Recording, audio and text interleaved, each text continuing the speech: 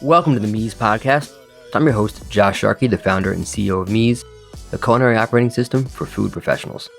On the show, I'll be interviewing world-class entrepreneurs in the food space that are shifting the paradigm of how we innovate and operate in our industry. Thanks for listening, and I hope you enjoy the show. Yo, they say art mirrors life with every stroke of the pencil. I'm giving you folks a glimpse into my experiences you could trace like a stencil. My guests today are Chris Bonomo and Greg Dunmore, founders of the Japanese Pantry, a purveyor of some of the most incredible Japanese products available in the US. I've been buying from the Japanese Pantry for over 5 years now, having first learned about them through this project I was working on with a chef friend, where we were using this liquid shiokoji that's only available through the Japanese Pantry. Since then, I've become pretty obsessed with all their products, and it's not only the quality, i.e. some of like the best soy sauces and miso and katsuobushi and nori and rice vinegar and more, but also these amazing stories and people behind the products that Chris and Greg tell so well. Their passion is really obvious when you hear them speak about the producers and all their travels through Japan. I think everyone today will learn a lot about the nuance and the depth and the labor love behind these products, and for me, this is part of what makes Japanese cuisine so special.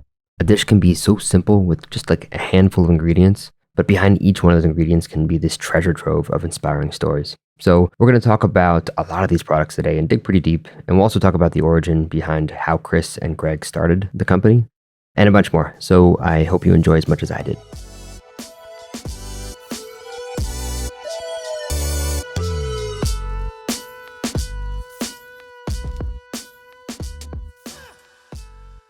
Welcome to the podcast. Cool. Right on. Excited. Thank you. We're so excited. Thank you so much. Yeah, I'm super stoked to have you both here. And honestly, like a real nice surprise having you here, Greg, because we haven't met before. I've talked to Chris a bunch of times, but we haven't met. So I know a bit about the backstory. And honestly, today, if it's cool with you guys, I kind of just want to geek out on all the products because there's so many stories. Whatever you want to do. I have most of them at home, which, you know, like as I was just saying, having a 2-year-old, a 4-year-old, and a wife that doesn't eat everything. Mostly they're for me, but I also gift them a lot to my friends, you know, just like a gift card to Japanese Pantry. So let's do the obligatory, what is Japanese Pantry? And a little about, you know, your background as a chef. And you guys met, obviously, because Chris, you were a regular at Greg's restaurant, which typically means you guys would open a restaurant together. That didn't happen. Thank the Lord. You went another route. So there's some intelligence in the room here. But yeah, a little bit about your backgrounds and about Japanese Pantry. And then we're just going to kind of geek out for a bit on the products because there's a bunch I want to learn and that I'm sure that our audience of chefs and restaurant owners will love. And then we kind of like see where it goes. Great. So I'll throw it over to you guys. Chris, if you want to start. Greg and I started the Japanese Pantry a little over 7 years ago now. And the genesis of the story really is, actually, I'm going to throw it back over to you, Greg, because you and Takahiro are really the start of this whole thing. You want to talk about how that started? Sure. Yeah. When I had my restaurant, I was asked by the Japanese government to pair up with a Japanese producer, and they gave you a list of these producers. And one of them was Wadamon Sesame, and there was a black sesame paste. And I was like, oh, that's cool. And by that time, I was a chef too, like hard-headed, where I'm like, if I'm going to make black sesame paste, I'll do it myself with my own seeds that I have in my kitchen.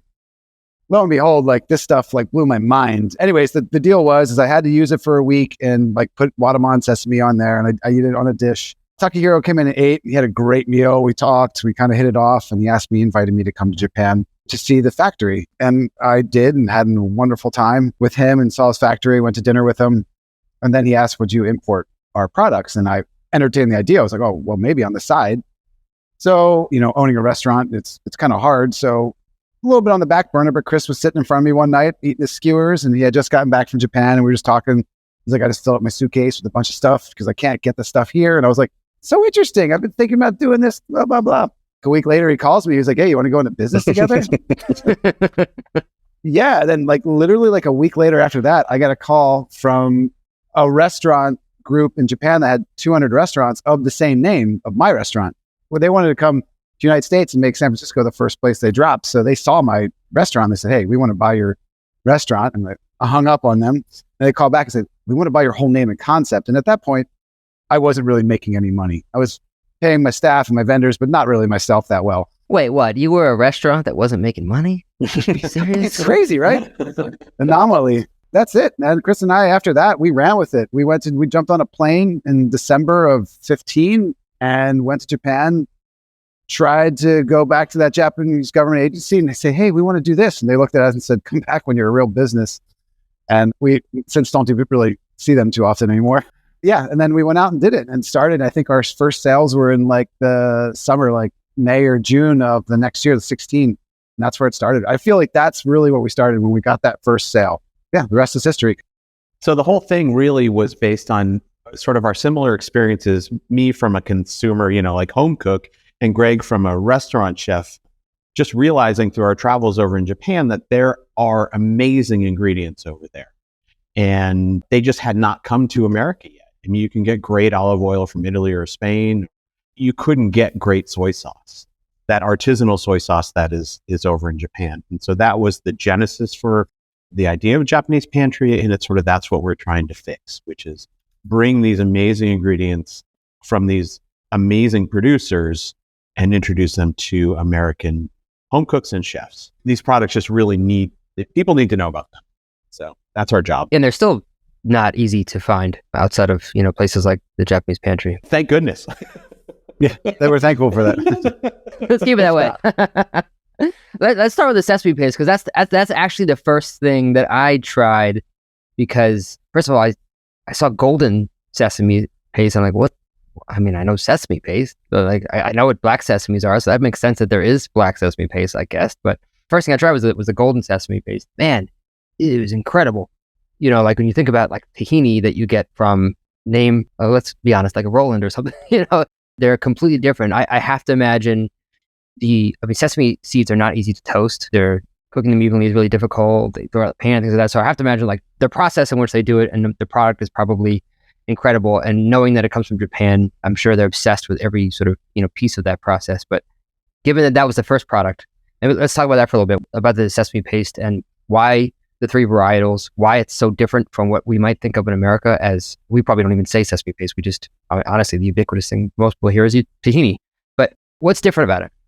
Well, you seem to know this, but there's three varieties of sesame in the world. And I was right with you. I thought it was white and black. And then I thought maybe gold was just a little more toasted white. Yeah, I didn't know what golden was. Yeah, when I went to visit, I got this education from Takahiro of Watamon. And he explained that there's three varieties. And at first I was like, I wanted sesame seeds just from Japan, or Chris and I did. And they're like, we don't grow that much, man. It'll be like 100 times more expensive than what you're getting now. So we found out that white sesame seeds, origins Ethiopia. For golden, it's Turkey. And for black, it's been Bolivian that we're getting. And so they go to these farms and like check them out, like just like how we check out producers in Japan. They go make sure they're doing their good thing, check in, see if they need anything. But what the biggest difference is, especially like if you're going to compare like tahini to tahini, we should probably do the white and the white, because most tahini is made with white seeds from Ethiopia. And so what they do is they keep all the holes on their seeds. So they don't take that outside layer off. They like to keep that on. And so a traditional tahini gets put in a solution. They'll put the seeds in the solution, and generally it's a chemical solution, and it will dissolve the outside husks or holes. But Watamon doesn't do that. So you get this intense sesame flavor. So like if I'm making a tahini or something and it calls for a cup of tahina, I'll put a half a cup of Watamon and it will be just enough flavor. If I put a cup in there, it's going to be all sesame. I won't taste chickpeas anymore. So yeah, that's kind of the biggest difference. And for me and Chris, it was the black sesame paste that was life-changing. Like when we took that to restaurants and things like that, they were like, whoa, wow, my food can be black now. I can have this, and there's so much flavor. Like it's just a different plating, of things. It was cool. So yeah. We can't forget about roasting too. Oh yeah, roasting's huge. How do they do that at scale? It's a large machine, almost like a big coffee roaster. I don't know exactly if it looks like a coffee roaster, but the father, Takehiro's dad, fourth generation, he roasts everything himself. He's been doing it for over 45 years, 6 days a week. He's just the only guy. So he roasts every seed different. Like the white seed is kind of more of a slow roast. The gold, from what we were told, goes in hot and then comes out, and he does another slow roast in. Black, I think, is more of a gentle roast the whole way through. So each seed is different. They only have one roasting machine. So when they do a run, they do all golden, all white, all black, at a time. Oh, so wow. There's all these processes. But I mean, before roasting, there's like 12 steps to the seeds where they get them, they sort them, they clean them, they check for things inside the, any metals or stones or anything. And then they'll wash them, dry them, and then it go into a roasting thing. So their seconds and thirds go to other companies that make like sesame oil, like Yeah. the sesame oils that we're kind of used to here in the States, not the Watamon sesame oils. Do they control the temperature Oh, 100%. Yeah. What kind of machinery is that when they're grinding these things? To me, Greg's right in some ways. It looks like a coffee roasting machine. To me, it kind of looks like the front end of one of those old steam locomotives in some ways, but on a smaller scale. Not a small scale, but on a smaller scale. And it's like there's a tumbler in there and there's heat. And yes, time and temperature is the key, plus the magic of Wada-san the Elder in terms of, what's it like out today? Is it humid today? Is it not today? Is it cold today? And it all goes through. And so Takahiro was here with his son not too long ago, showing his 12-year-old son around America. And we were spending days with him.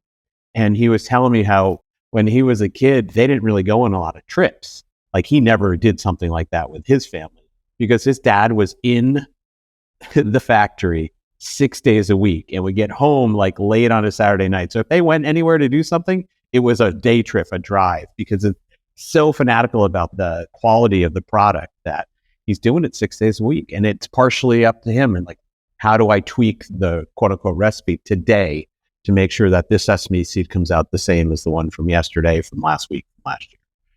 It's awesome. It's artisanal. It really is. It really is. Yeah, it's an incredible product. I'm pissed that I haven't tried the black one now, but I'm gonna have to get Oh, you that one haven't? Oh, yeah. No.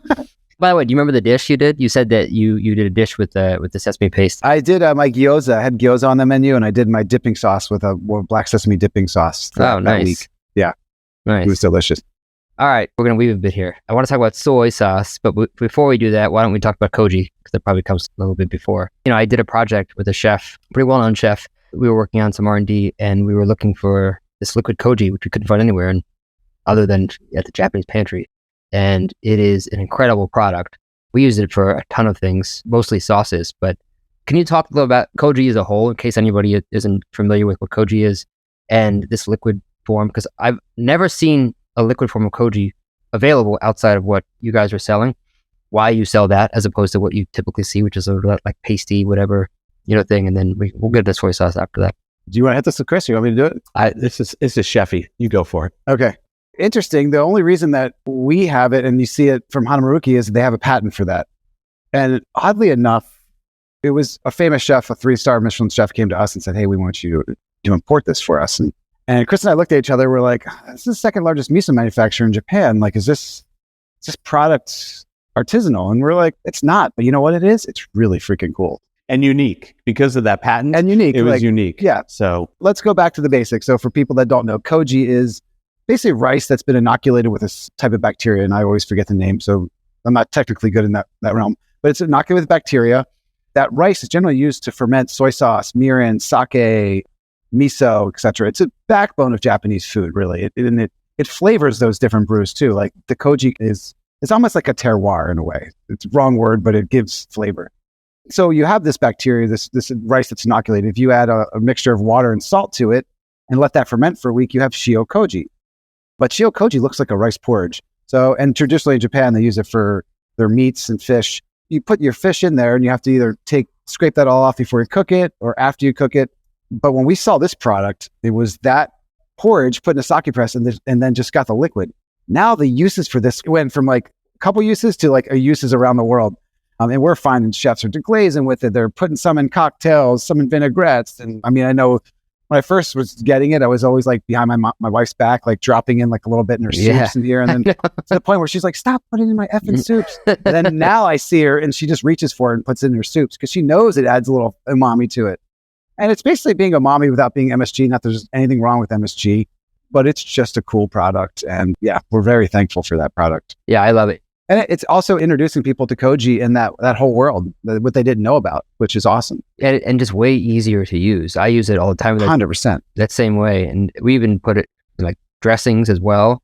And curing egg yolks is really nice with it. I don't know if you know this. I don't know if this is good or not, but I had an extra 6-pack of the shio koji. And there was a bottle at like the back of our cupboard. And I forgot about it. And I found it like a year later. And it's like black. Yeah. I tried it.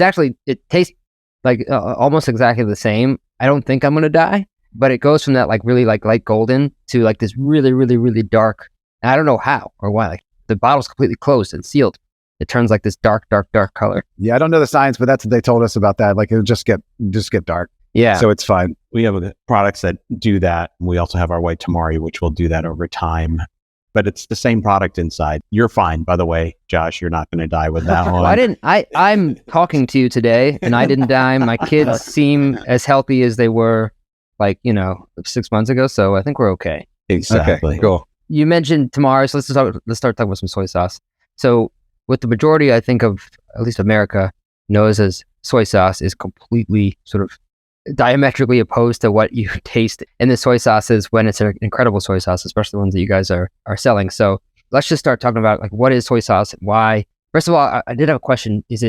Must it be aged in cedar barrels for it to be, is that part of tradition, or is that just what is somewhat common? Or It's a little bit of both. The Kyoke barrels, cedar barrels. Yeah, I think Kyoke is very traditional, very old school. We have a few breweries that do not age in cedar, and they're really good too. But yeah, the Kyoke is something special. It's it's kind of hard because we have two good soy sauces. One's not aged and one is aged, but the Kyoke definitely makes the soy sauce very special. That's so much umami and depth, and yeah. So maybe for a minute we could just chat about the different types of soy sauce that we see, right? There's light and dark, there's tamari, there's shoyu, there's usakuchi, which maybe is a different name. I don't know if that's Korean actually.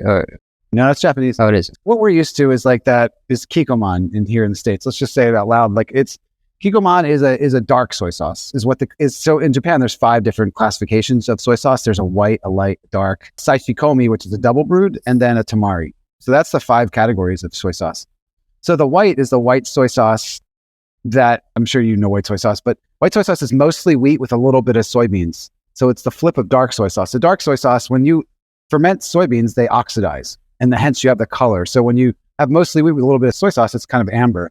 Then you're going to move to light soy sauce, which is kind of almost 50-50. I mean, every brewery's got a little different ratio, 50-50 white to soybeans. And this soy sauce is going to be a cooking soy sauce. It's going to be light in color, not sodium. It's not healthier for you. But this is where you can drop it in a broth and your broth isn't going to really change colors that much. Then the third category, dark, koikuchi, you can drop that in a broth and your broth's going to be very dark. If you've ever been to Japan, there's Osaka, the Kansai region, and you have Tokyo. Tokyo loves koikuchi, so a lot of their broths in Tokyo are dark. A lot of cooking in the Kansai is light, so it's just kind of regional. But then also dark soy sauce you use a lot for you dipping your fish or everyday use kind of, I think. Then you have double brewed or sashikomi, which is basically a double fermented soy sauce. So they make soy sauce one time and then they'll go and make the same soy sauce, but they omit water and salt the second time and add the soy sauce they just made. So it's kind of more concentrated or intense. And that soy sauce is really made for dipping your sashimi in. Got a great soy flavor. We have a great ice cream recipe that we put on our website that we got the idea from the brewer that made it. It's like salty caramel with this umami bomb. You're like, what? This is salty caramel, but there's something else going on. Then lastly, tamari is a category, and tamari does not mean gluten-free. Tamari means something of a pressing. So when you make tamari traditionally in these regions of Japan, you get a byproduct, or not really a byproduct. You get 2 products when you make tamari. You get hacho miso and tamari. The tamari that we sell, a 3-year aged one, they put the soy mash in their cedar barrels, cover with river rocks, age it for 3 years. After 3 years, the liquid's tamari, the solids hacho miso. So it means something from a pressing. And that can have wheat in it. It doesn't. And generally speaking, when you make soy sauce, you don't get the miso byproduct. That stuff kind of just, they give the pressings from that to cows or livestock or whatever. Yeah. So that's kind of a brief description of the 5 soy sauces. Okay. I wanted to dig into that now a bit more with each one. But before we get into that, why is Kikkoman and Sanjay the market in America? Why is that always fine? I don't know. I just don't think we knew about it. I mean, I think, 20 years ago, I had some guy come in the restaurant I was working at, this portly guy, and he brought 6 olive oils and put it in front of me. I was like, who is this dude? And then I tasted them and I was like, oh, holy crap, these are so good. I can't go back to the olive oil I was just using. I have to use good olive oil now. And I feel like we're at that time now where we're just introducing people to there is varieties within olive oil. There's varieties within soy sauce for you to use now. And that's it, really. I think we just opened the gate. Good for them, those big companies. They did it and they did it well and they got it across and they still get out there and they're still doing well. So yeah, I mean, they established the market, and to have a product that you can send to every grocery store in America and have it be the exact same product. You have to produce on an industrial scale. And when you do that, you have to change certain things. I mean, you were talking about the Kyoke, the cedar barrels, the Japanese cedar barrels. There's only one, company that actually makes those. There's actually a consortium of artisanal soy sauce makers who are all coming together and literally working together. They bring people to this place that makes the Kyoke barrels, and they all make barrels together, even though they're technically competitors, because they have to save that. You can't do that if you want to send a bottle of soy sauce or cases and cases of soy sauce to every grocery store in America. And we're thankful that we don't have to explain to people what soy sauce is, that Kikkoman and Sanjay did that work for us over the last 50 to 70 years. And so that's great. It's kind of like if you're an artisanal ketchup maker, you're sort of thanking Heinz because people know what ketchup is. And there are a certain part of that country that wants something more than Heinz, or something different from Heinz. They're probably still going to have Heinz in their fridge, but they might have some artisanal ketchup.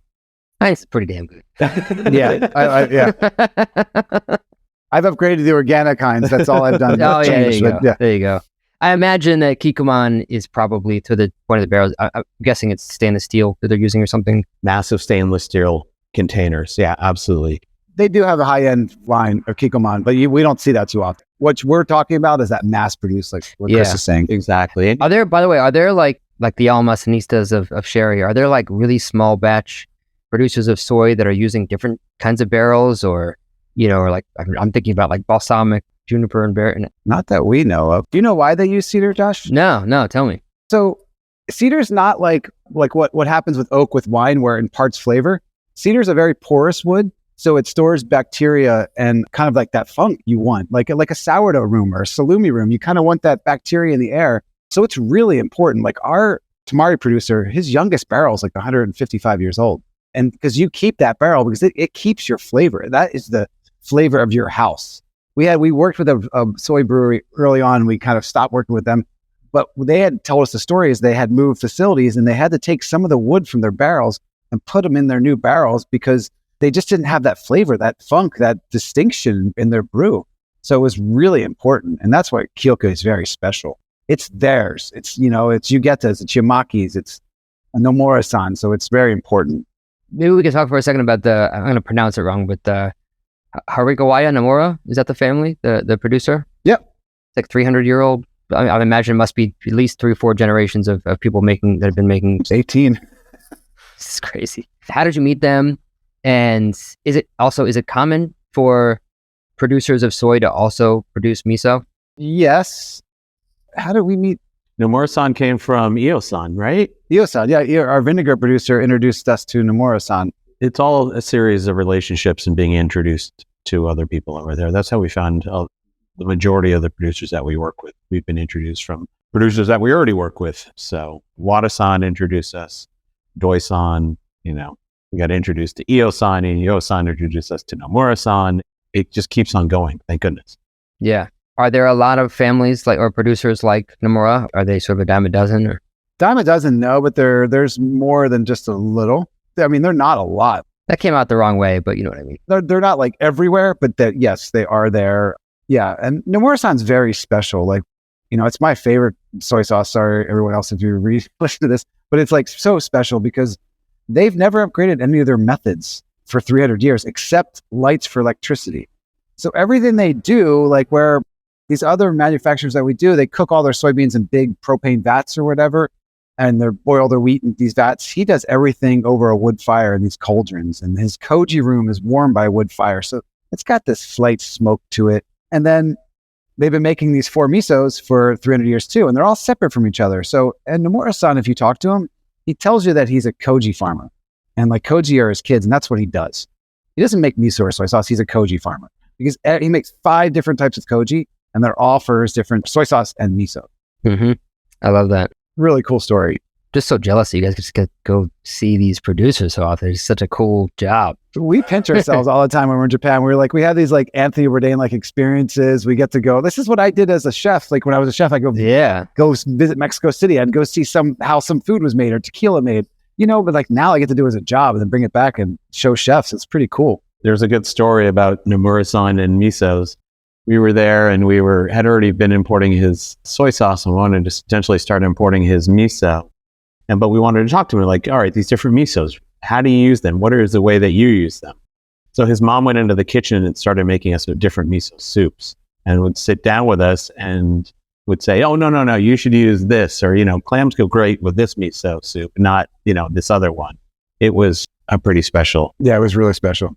experience. And we wrote everything down and I bet. yeah, absolutely. And shared that. I'm just getting so excited to just go back on the site and order some more, some more stuff.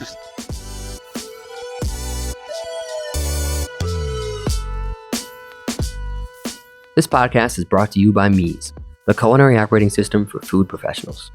As a chef and restaurant owner for the past 20 years, I was frustrated that the only technology that we had in the kitchen was financial or inventory software. Those are important, but they don't address the actual process of cooking, training, collaboration, and consistent execution. So I decided if it didn't exist, I'd do my best to get it built, so the current and next generation of culinary pros have a digital tool dedicated to their craft. If you're a chef, mixologist, operator, or generally if you manage recipes intended for professional kitchens, Mies is built just for you. Organize, share, prep, and scale your recipes like never before, and get laser-accurate food cost and nutrition analysis faster than you could imagine. Learn more at www.getmies.com.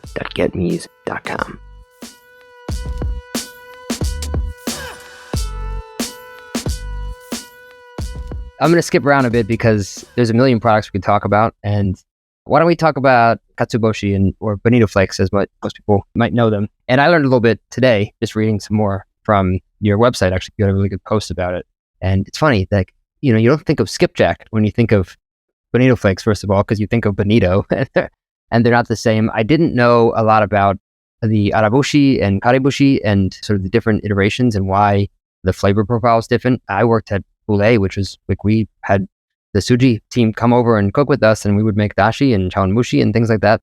We would get the whole bonito and, skipjack maybe and shave it, but I don't think we ever once heard the word arabushi or karebushi or saw different thicknesses of slicing and things like that, which you guys are selling. So maybe we could just chat about, why are there different thicknesses, for people that don't know the difference between arabushi and karebushi and how you guys think about what you're selling in terms of the bonito flakes. That took us a while. That was the guy in the middle here, Chris. He had to do a lot of red tape to get that over here, just what you need to do to import kind of fish. But yeah, it's the thickness of the shavings depends on how much you steep it in the, so if it's thicker, it steeps 20 to 30 minutes. If it's really thin, 30 seconds, all you need to do. And Josh, there's like chefs, when they hear the word fermentation, oh yeah, I want that.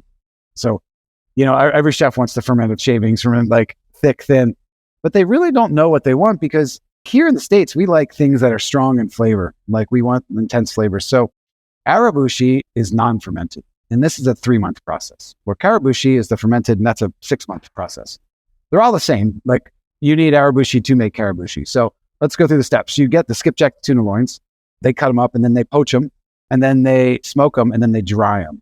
Just in water? Yeah, water. Yeah, it's not dashi. That'd be cool if they did, yeah. It's kind of making its own, isn't it? Yeah, true. That's 3 months is to cook, smoke, and then dry. And that's arabushi.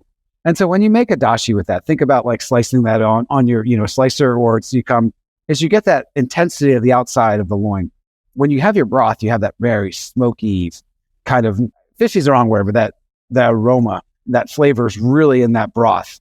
Now, karebushi is, let's take that further. So let's go through the steps again. It's cooked, smoked, dried. And then for karebushi, they inoculate it with bacteria a couple times and then dry that again in the sun. And then on the outside of the loin, it becomes kind of fuzzy, like a mold sets. So when they shave that, you don't get that intensity of the smoke anymore. It's very gentle. So what you get more of is this aroma. So like you had mentioned a chawanmushi, like when you have a chawanmushi, you have a top generally, and you open that top and it comes in front of you, the aroma comes at you, and that's where you get this flavor. And then all the other ingredients inside your chawanmushi kind of stand out more. Where if you're using arabushi, it's still going to be good, but it's going to be a heavy intensity of katsuobushi flavor in here rather than the egg and whatever ingredients you have in there. So here, when people are always asking, like chefs in particular, I'm like, what are you using it for? Oh, dashi. Okay. What are you using your dashi for? Oh, well, I'm adding it to this, this, and this. I'm like, okay, you want this. And they're like, well, no, I really want to ferment it. I'm like, no, trust me on this. Like, this is what you want. Oh, thanks, man. I didn't realize I wanted that, So it's like, it's been a big learning curve for both Chris and I. It took me a while, like years ago, maybe 4 years ago, like I kind of understood kombu. It clicked one day. I was like, oh, I get the difference. I get the difference in cooking now. I can taste the difference. Same thing's happening with katsuobushi for me, like a little while ago, maybe 6 months ago. I'm really starting to understand how to use it and where to use it. I'm excited to get some more of it now. I mean, they have such a rich history of food. It's hard to jump in and be an expert right away, right? Mm-hmm. No, it takes a while. I think that's just what's so beautiful about Japanese cooking and Japanese cuisine is there's just this maniacal approach to doing one thing so well, and just which makes for a very simple cuisine and also for a very difficult cuisine to do well, because you don't have it's very few ingredients and you're just respecting them. But to create those kinds of products requires like this culture of, well, obsession really, which is cool, especially as a chef. But I was always curious why we've seen the whole bonito that we shave on the shaver, but that's not very often, right? It's almost exclusively what you can find, at least in any store you go to. If you go to H Mart or something, like it's all you get is the shaved things. Why are the whole fillets not imported more? Because I would assume it's easier to import that than shaving it and then importing. No, the opposite. The red tape is the opposite way, actually, Josh. When you're bringing in a loin of fish, you have to be able to trace all the way back the chain of custody to where the fish was caught. And it's not the same when it is shaved. And there's lots of red tape about the different programs and the HTS code, which is the duty code, et cetera. It's just... That seems so backwards. It kind of is, and it's very, very frustrating, but that's the case. So yeah, if you want to, all right, yeah, you got to trace it all the way back to the net. All right, well, you just talked about bonito flakes, so naturally, why don't we talk about some kombu for a minute? Let's not say bonito flakes anymore, okay? Yeah. Oh, exactly. yeah, I know. That's all I'm so used to that. Katsuobushi, is that Katsuobushi. Is that how you pronounce it? Yeah, katsuobushi. Yeah. So you have this really cool sort of map of Japan as well, and it looks like basically everything comes from the south, other than kombu and maybe a couple other things in the central part. But it seems like the only thing here that really comes from the north part is the kombu. Is there any particular reason for that? And then we'll dig into kombu in general. Wow, that's a good question. I'll let Chris take that one. Yeah, so far, not really. I can make up reasons, but I'm not going to. Let's just say it's unexplored territory for us, things that we can go to. Obviously, you have differences in weather, which may have an impact in terms of what's where, but it's just potential opportunity for us, I think. We've been up there a few times now, and it's beautiful. But yeah, our map is kind of odd in that way. So kombu, I think I think most chefs, unless you're really digging into this, we just know kombu, right? It's just seaweed, so you can make dashi. 100%, yeah. What else should we know that we wouldn't know about? First of all, I didn't realize the entire process of it or the aging process either. So I'd love to hear more about that too. Yeah, kombu is fascinating because you had just touched on, like as a chef, when I had my restaurant, I just got the kombu that they brought me, and then I'd be like, then they have these like California like hippies up on the coast being like, hey man, I just got this kombu. I'm like, cool, I'll take that. And yeah, they tasted different, but I didn't know the difference. Like I really didn't. And now I feel like stupid about it. Now with all the knowledge I have, I'm like, oh, I was really blasphemous with what I was using. Yeah, we found out like the kombu that's grown on the California coast, from what we understand from the Japanese, is that kombu is kind of used more for cosmetics. It's not really a really good tasting kombu. They're right. It tastes like iron, kind of irony, almost like a warm brackish water smell. It's not super delicious. And then so we've got introduced to like 5 different varieties of eating kombu in Japan, and we on our retail website carry 3 of them, and they're like the best for dashi. And they're all different regions of where they're grown. Like the ma kombu is from the south of Hokkaido, the Rouse is of the eastern side, and the northern western side is rashiri kombu. And they're all different. And I would say primarily for our wholesale, we don't do the ma kombu wholesale. Ma kombu harvest has been very bad in these past years, so we just do a small for retail. So for our wholesale, we do Rouse and rashiri. And like rashiri is like, if you're making a dashi and your dashi is the focus of the dish, you want to use rashiri because rashiri is going to give you the best dashi. Now, if you're making a dashi that you're going to add flavorings to or add different you want to use Rouse kombu because Rouse is a great supporting kombu. Like it's going to highlight more of the ingredients than the rashiri would. So yeah, it's interesting. And like if you're wrapping fish, you use the Rouse, not the rashiri. I mean, you both these for both of them, but as we geek out into it, we're finding that there's different uses for all these. Yeah. And what is the aging process like? Oh, yes. They harvest it from the water and they'll lay on the beaches to kind of dry, and then they'll age it for about 2 years and kind of inside of like, I don't know how to describe it. We've actually never seen it in person. So we've only seen it from video. We've tried to go see the harvest once, and we got stymied by a typhoon or something. Anyways, it's similar to like a tobacco aging room where it needs air to come through, but they kind of lay them and just let them age for 2 years, and they can age them up to longer too. So, And when there are different types of kombu using or different katsuobushi, I'm used to sort of and maybe there's many different sort of ways people make dashi, but I'm used to like the 1, 2, 10, like 1% kombu, 2% katsuobushi, and 10% water. But do you find you're using different amounts based on the type of kombu? So it's interesting. I got a recipe from all 3 of the producers, and they're almost identical on like what they use. The variation was so slight that, we just kind of our recipe on our website is kind of a recipe of all 3 of those kind of in their recipes from the weight. Gotcha. Okay. All right. Well, we're on the sea. I'm going to jump to the land a little bit because I've never had a shiitake like the one that I had from you guys.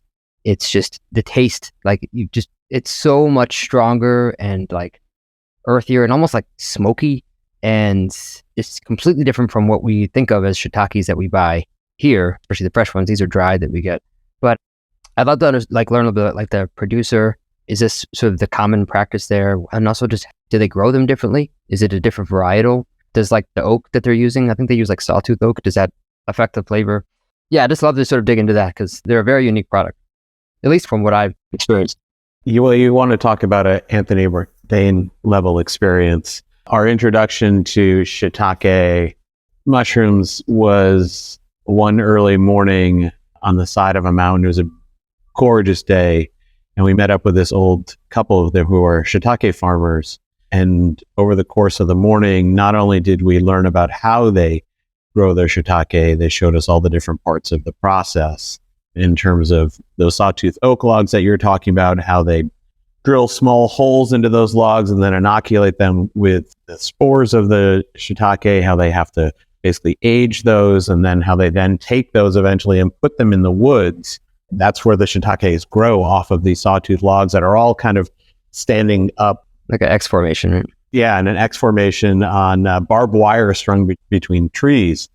And then we harvested some, and they had built a small fire, and we grilled them up and ate them with soy sauce and, well, actually it was margarine, but it probably should have been butter, but that's okay. It still tasted amazingly delicious. And just standing there overlooking this beautiful valley with the sun out and shiitakes all around us, and shiitakes we had picked 5 minutes ago, was pretty amazing. Those experiences are just, like those are the kind of things that change you.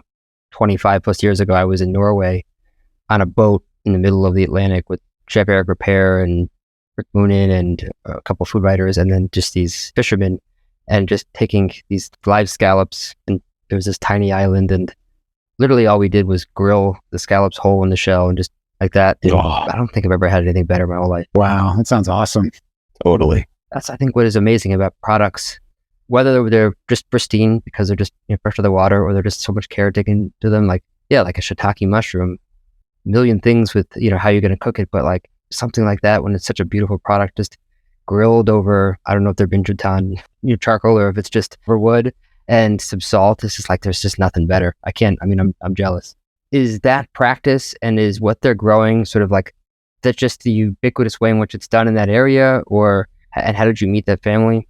That is the traditional way that it's done. What's more ubiquitous is to grow them on sort of a growth substrate, or that they put in a building. So you have these cubes of this stuff that you can grow mushrooms on, and they'll do that in a controlled environment. But it's a little bit not the same. How do you see folks using these? Because they're dried, right? So it's not like you're searing them. And like and maybe this would be Greg, but like what do you see them most often used in? Mostly dashis. You make a dashi or a braise or something like that, and then you can use that mushroom afterwards too. It's not like you have to throw it out, because they're meaty, they're delicious. Like you can't be passed as a fresh mushroom, but as a cooked mushroom, it's a really good mushroom. So we see a lot in dashis. Like we have a restaurant, that really famous restaurant here, that kind of went more plant-based, and they're really using a lot of our mushrooms because it's got such a meaty flavor. It's got a ton of umami to it. They're just using that in their dashis to add umami to things, and yeah, it's a pretty special product. I pickled some. They were really good. Cool. I just reconstituted them in some liquid, and then took that liquid and made a soy-based pickle liquid, and they're in my fridge. I just because I love, they're just so simple as is. I just literally just eat them as snacks. That's awesome. The one we get is the Donko, which means the thick cap one. There's a thin cap, and I'm forgetting the name, Chris, if you remember, help me out. But the Donko one is like the most prized. It's thicker, more intense. Also, if the cap's got a flower to it, like a flower top, that's really prized. I think that's for aesthetic. I'm not 100% sure. Yeah. But yeah, they're really special. And, it's like if you've been mushroom hunting, like when they told us to go in the forests, after they told us how the shakis were grown, and then we looked and we saw all the mushrooms going up, it was like, wow, it really opened your eyes. And then I just remember driving back because we had to go back to the factory where they actually dry the mushrooms and produce them and package them. I remember like driving past a couple things where I looked in the forest and I saw like mushrooms like grown. It's like you don't see it unless you know it's there. Like, so it's kind of cool. Yeah, I bet there's probably like families that just like grow a little bit of their own, shiitake as well if they're living up there. Yeah, 100%. They don't buy from one farmer. They buy from a bunch of different farmers because like all these farmers will bring them to their dried shiitakes to the market and they get to pick which ones they want, and so it's pretty cool. Yeah, very cool. We see that a lot in Japan, like where a lot of the kombu people do the same thing. They bring all their kombu or all their nori, and then people pick the lots they want and things like that. Oh, that's cool. Yeah. That's cool. Well, we were just talking about pickling, and there's also some like insane vinegars you guys have. The fig vinegar is like ridiculous, but even just the rice vinegar, I think I want to talk about that because I listened to a talk or something you guys were talking about sort of this vertically integrated vinegar producer that's like everything from the rice that's grown to producing the sake, and then the amount of rice that's needed to call it rice vinegar and the amount that they're actually using. So can we talk about that story a little bit and, what we think of as rice vinegar and what the difference between that and what you guys are actually selling? Yeah. So Io Jozo, the vinegar producer, when we were introduced to that, it was very special. We realized we were at the pinnacle of rice vinegar. But yeah, they, like you said, they grow a lot of their rice, not all of it, but they grow some of the rice. And it's kind of cool is they have their customers come out every year during the planting, and they'll come out and help plant, and they'll also come out and help harvest. So it's a small thing, but it's almost like this yearly tradition of having them come out. So it's really cool. You mean the community comes out and does it? Yeah, like some customers, even from they'll come from all the way from Tokyo. This is Miyazaki, or not Miyazaki, Miyazu. Miyazu. Yeah. We're going to Miyazaki in a week, so that's why it's on my mind. So it's pretty cool. But yeah, what you said is what they'll do is they'll harvest the rice, but they'll also buy rice from outside, and they make a traditional Japanese sake and then ferment that in a vinegar, which most breweries don't do that anymore. Only a very few do. Most vinegar breweries take outside alcohol and then brew that into vinegar. And then the stuff that you find in the supermarkets, like say go in the Whole Foods, that vinegar takes 2 days to make. Io Jozo's 2 years from field to bottle. So it's a truly artisanal vinegar. And as you mentioned, the classification for a 900 milliliter bottle in Japan, or a liter bottle, you have to have 40 grams of rice per liter included in there to be classified as a rice vinegar. So Io Jozo starts out with 200 grams in a liter bottle. That's their base vinegar. And then they have their premium, which is 320 grams. I think all their vinegars are great. But that pure vinegar, I was like, this is amazing. And then I tried their premium and I was like, holy cow, this is even like better. Like, this is incredible. And that's just to double the amount of rice that's made in there. And it just adds 8 times the amount of rice that you would typically put, was constituted as rice vinegar, right? Yeah, yeah, exactly. If you're looking at it that way, for sure. What does that mean for the flavor for people that haven't had this? I've had it. It's insane. And it's not, what we would think of using rice vinegar for. Most that you probably wouldn't do. But for people that haven't had it, what does that do to the flavor? Well, it actually has flavor now. Like rice vinegar that we get here is it's just acid, really, right? It's just like it's acid. It's really clean and crisp and done. This actually has flavor. Like this, especially the premium, you can really taste the sake. You can taste the sake and get the nuances. Like when I taste this, chefs oftentimes say, this is the first time I think I've ever had true rice vinegar, because they've always been having the crap stuff. Like, and me too. Not until I went to Japan for the first time, I had never experienced really good rice vinegar. It also has like the viscosity, I feel like, is a little bit different as well. It's not that it's that much thicker. It is a little bit, but the mouthfeel also is like it coats your mouth a little bit more than like typical vinegar. And that's, some of that's the viscosity, but some I just feel like it has this sort of like, just like a little bit of a different mouthfeel than a typical vinegar. Yeah, Io Jozo told us that they had their pure vinegar for the longest time, but they had some customers that were like, that's a good vinegar, but it smells too strong for us to use. I don't want to use it. So that's why they developed the premium. They went back and developed this premium because the premium's got like a more gentle smell and it's gentle. So yeah, I always tell chefs, like, if you're using the premium, you want to taste that vinegar. You want that vinegar taste in your dish. If you're using just vinegar in the salad dressing, use the rice vinegar, like the pure, because it's going to be more up to your speed. Yeah. What's something that you've used that rice vinegar for that you really like? Everything. I don't know. I use it all the time. It's really hard to, I don't know. I use it on salads. I'm making nanbanzuke on Monday. So I'm actually buying the brown rice vinegar for that taking it, not really buying it, getting it to use for, yeah. So, I use it for everything, really, like everything you use or vinegar for. Caught me off guard with that. But No, it's it. I mean, it's like when I tasted it the first time, I was like, oh man, I gotta, it's like I have to think about this differently. I used it on duck breast as like almost like a gastrique, but without cooking, much. Just like some, some honey and I think some Sancho pepper or something, and that rice vinegar. It was so good. I mean, that was it. Like, because you taste so much that that rice. So we don't have much time left. So maybe if you want to pick one more product, and I want to kind of wrap up with just a little bit more that we can learn about the Japanese pantry and how chefs can learn more. The Japanese brown sugar is like a really cool one. You're right. That could be a quick one though too. We could go into spices if you have time, because the spices are special. Like, sure. But the sugar is amazing. It's kind of one of those things, like Chris and I were like, I was like, we need to bring sugar. Chris is like, oh, how much? This is going to be popular. Man, we sell so much of this sugar now. It's crazy. But like, every time we introduce it to someone, they're like, what? So it's Okinawa brown sugar, and it comes from an island called Hataruma, which is a coral island. So you pick up the terroir from the island. So it's a very tobacco mineral-based sugar. I mean, it's a sugar. It's a cane sugar. It's sweet, but it is not super sweet. It's not like brown sugar out of a box sweet. It's different. It is just its own wonderful beast. We sell this to bars, bakeries, restaurants, rum producers. Like, it's pretty special stuff. Oh, rum. Yeah, man. I bet that's really good for even making spirits. Wow, I never thought about that. At Bolet, we used to do a dish with lobster, and we would just take some Japanese brown sugar, start to lightly caramelize it, and then glaze a watermelon cube in it. Don't know why we did that, but it was delicious. But that was the first time I ever had Japanese brown sugar. I mean, that was like 15 years ago, 20 years ago. So let's wrap up with the spices, because it sounds like there's a lot of juice there. I'll let you start there, Chris. The spices that we bring in from Miyamatsu Tsujita is really like many of the other products that we have. It is driven by the person and the personality that runs that company. So Tsujita-san is a personality that is, first of all, he's a mountain of a man. He is so tall. He is like the third best in his age group. Kendo, which is that one where they have the mask on and the stick and they hit each other. He even has a Kendo dojo, so the gymnasium, so to speak, of his own on the facility there in just outside of Osaka, where their factory is, or their facility. I would call it our facility. And his passion, dedication shows in his products, including the fact that he sort of single-handedly, along with a few farmers, saved this Japanese variety of hot pepper, so small hot peppers called takanotsume, which is the hawk's claw pepper. You say hawk's claw? Hawk, H-A-W-K, hawk's claw. Oh, hawk. Claw of the hawk. Pepper that is just super spicy, but also has flavor. It has the right balance.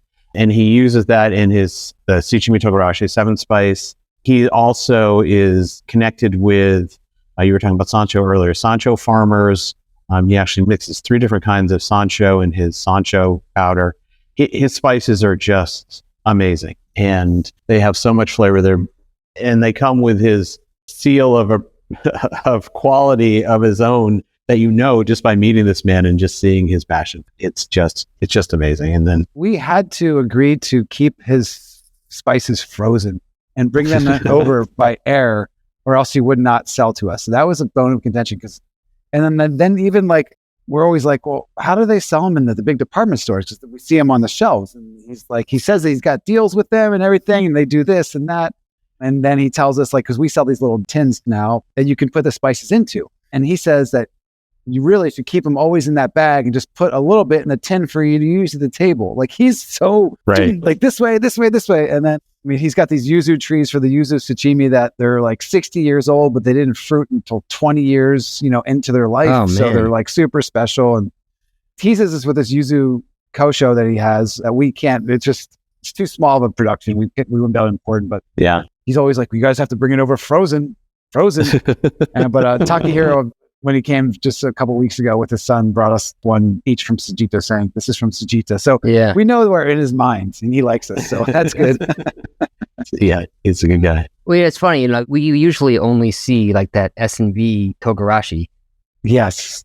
Maybe for a minute, if you don't mind, just talk about what is Togarashi and the difference between an incredible one and maybe the commodity one. I mean, look, the one we get pretty good. We don't really know much else, but what is Togarashi? Togarashi basically means pepper. So you have to use something in front of that. Like, so there's Ichimi Togarashi, means single spice, and then Tsuchimi Togarashi, which is 7 spice. So Ichimi Togarashi is basically chili pepper. The 7 spice is the one you're talking about, the S&B that we see with like sesame seeds. Yeah. Awa nori, which is a variety. It's not actually, it's a type of seaweed. It's not nori though. Usually sometimes ginger, chili flakes, Sancho peppers in there, a citrus of some sort, yuzu. Some people put, why am I blanking? Shiso's in there, and there's something else too. Amaranth is sometimes in there. Oh, wow. Yeah, it's interesting. And so what the difference of Sujita-san's is to S&B is quality of ingredients.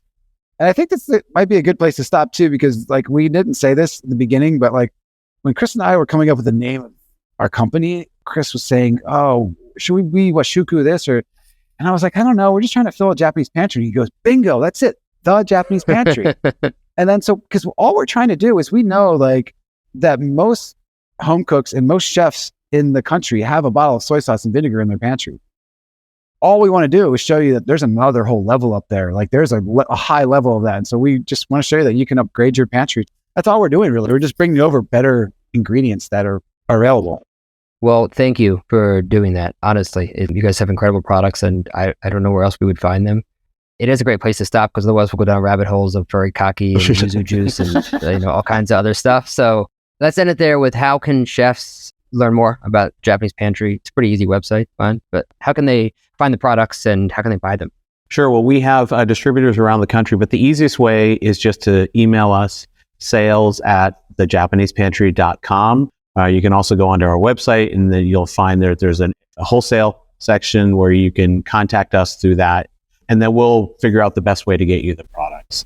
And if you are looking on our website, the vast majority of the products on our website are available on a wholesale basis, and quite often, they're available in a much larger size.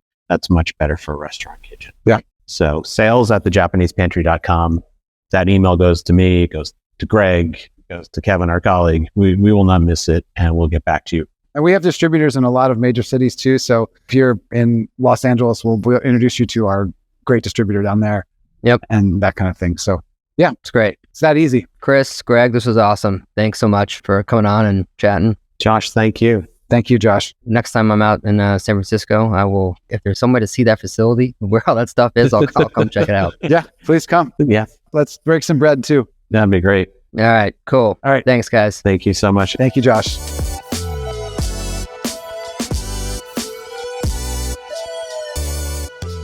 Thanks for tuning into the Mies podcast. The music from the show is a remix of the song Art Mirror by an old friend, hip-hop artist, Fresh Daily. For show notes and more, visit getmees.com/podcast. That's GETMEEZ.com/podcast. If you enjoyed the show, I'd love it if you can share it with your fellow entrepreneurs and culinary pros, and give us a 5-star rating wherever you listen to your podcasts. Keep innovating, don't settle, make today a little better than yesterday, and remember, it's impossible for us to learn what we think we already know. See you next time.